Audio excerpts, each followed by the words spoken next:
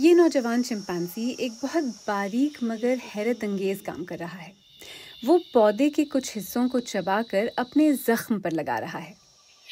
یہ صرف ایک مثال ہے کہ کیسے یوگینڈا کے بدونگو جنگل کے چمپینزیز اپنے زخموں کے علاج کے لیے پودوں کا استعمال کرتے ہیں۔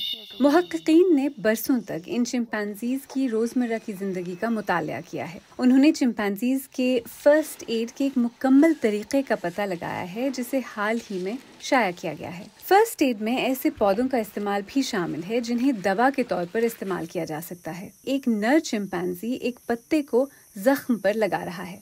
یہ وہی پودا ہے جسے مقامی لوگ دوائی کے طور پر بھی جمع کرتے ہیں۔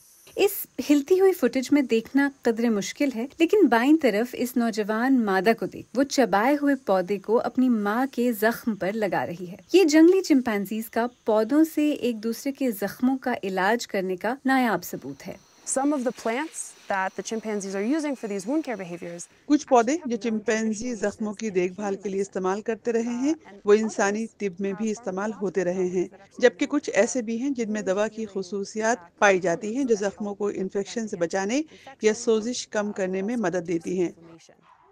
قید میں ایک چمپینزی کی زندگی بالکل مختلف، لیکن چیسٹر چڑیا گھر میں بھی دیکھ بھال کرنے والوں نے اسی سے ملتے جلتے رویوں کا مشاہدہ کیا ہے۔ اگر انہیں یہاں چھوٹا سا زخم لگ جائے تو یہاں کیپر کے پاس آ کر انہیں دکھا بھی سکتے ہیں۔ ہاں بالکل، چمپینزی بہت دلچسپ ہیں، یہ بہت ہوشیار ہیں۔ یہاں ہم ان چمپینزیوں کے بارے میں بہت کچھ جانتے ہیں، لیکن جنگل میں ایسا سیکھنا ایسی چیز ہے جس کے بارے میں ہم نے کبھی سوچا بھی نہیں تھا کہ وہ یہ کر سکتے ہیں۔ تو اگر وہ جنگل میں فرسٹ ایڈ کے لیے مختلف پودوں کا استعمال کر رہے ہیں تو ہم ان کے لیے کچھ پودے یہاں لگا سکتے ہیں تاکہ ان کا رد عمل دیکھ سکیں۔